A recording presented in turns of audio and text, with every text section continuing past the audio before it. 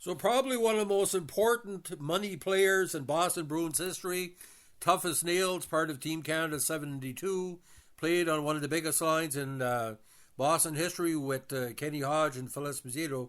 Wayne Cashman meant so much to so many people. He not say overstayed his welcome. By the time he retired, he was almost 40. He had as many hits and what they call scars that couldn't be seen like Jerry Cheevers. Now, Wayne Cashman, born June 24th, 1945, is a former pro ice hockey player and coach. He played a big 17 seasons for the Bruins of the NHL and helped them win the Stanley Cup twice, and was the last active player who started his NHL career in the original Six era. 6'1", 180, tough as nails, and again, played part of 3 seasons in the minor leagues for the Oklahoma City Blazers and the Hershey Bears before making the Bruins squad for good in '69. Of course, he was a celebrated teammate in the OHA with future Bruin Bobby Orr with the Oshawa Generals. Now, Cashman played his entire NHL career with the Bruins, 64-65 and 67-83. His jersey number was lucky number 12. He was a hard, grinding left winger on the era's most formidable forward line with Espo and Kenny Hodge. His role was to get into the corners and battle for loose pucks and feed him to Espo or Hodge.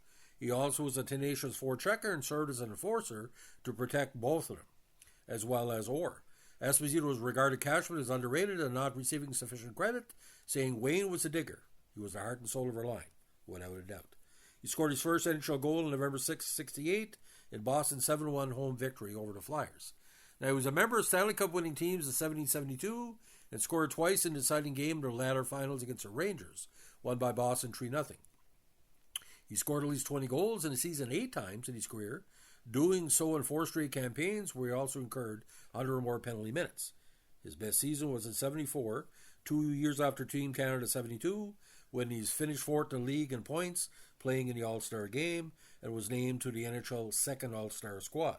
Now, in '72, he played for Team Canada the first 4 games of the Summit Series. Before the final 4 games, in a controversial exhibition contest in Sweden, Ulf Sterner's stick lodged in Cashman's mouth, cutting his tongue open. The injury required 50 stitches and kept him out of the rest of the Summit Series and almost killed him. And a lot of people say it was the catalyst after Team Canada had failed to dominate the Russians at home that brought the whole of Team Canada together. Now, he was captain of the Bruins from 77-83. When he retired after the Bruins were eliminated for playoffs in '83, he was the last active player for the NHL's original 6, just beating out Serge Savard, whose team was eliminated in an earlier playoff round. Winnipeg, of course.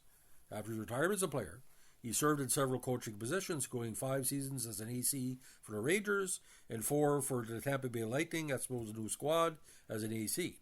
He was appointed head coach of the Flyers for the '98 campaign and held that post for 61 contests until he was replaced by, of all people, Roger Nielsen.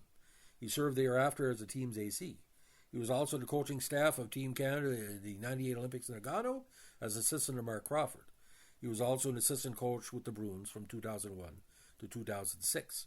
Now, his first campaign was in the EOJHL with the Kingston Frontenacs and the Oshawa Generals of the Junior A Leagues, but he went to the Oshawa team full-time in '64, where he had 21 points in 27 contests, including 9 counters.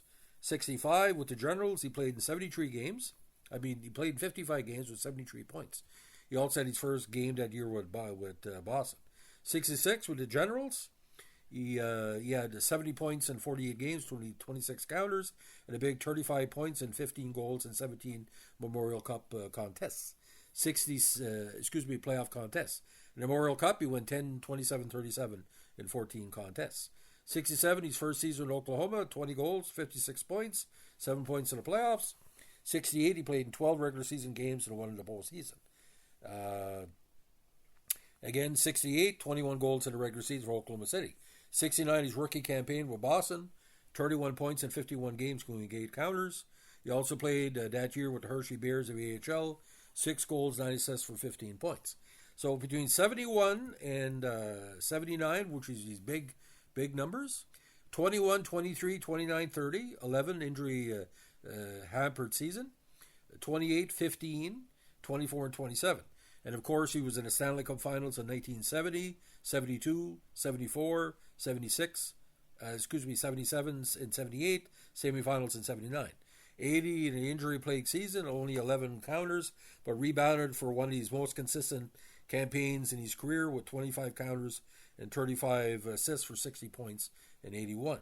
82, 12, 31, 43, and 83, 4, 11, 15.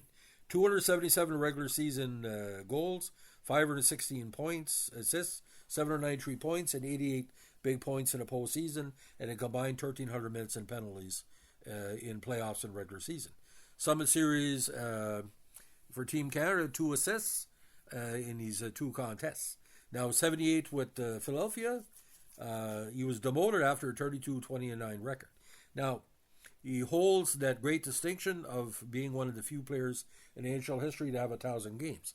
Now, there was some question a few years ago to have Wayne Cashman should be inducted in the Hockey Hall of Fame. Well, as a defensive player, he's one of the best, but I think he was a little bit too aggressive to be kind of a Bob Gainey or a Doug Jarvis type of participant. But what Cashman was, you couldn't teach the toughness he had.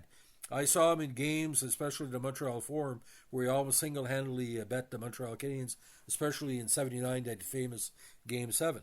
But the idea about Wayne Cashman, ladies and gentlemen, if you're a fan of the Boston Bruins, certain names come to mind besides the big ones. You look at Stan Johnson and Winsink and Cashman and the toughness of all the players. And you know Wayne Cashman, to say he was underrated would be a misnomer.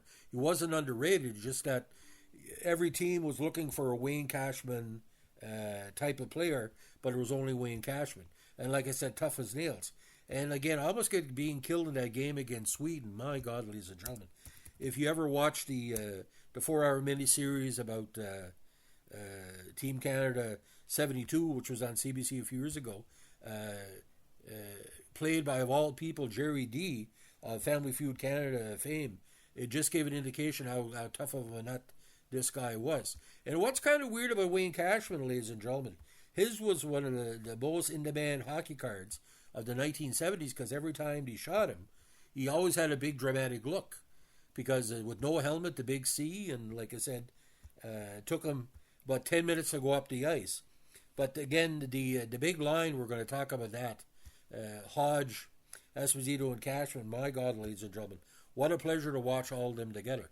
I think, ladies and gentlemen, with the term grinder should have been invented with Wayne Cashman.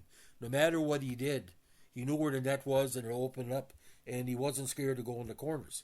Now, he was a Montreal killer in a lot of ways, but the problem is, by the time he got too old, if the Wayne Cashman of 1972 was the Wayne Cashman of 78 or 79, Boston would have won the Cup because he was running on fumes by that time.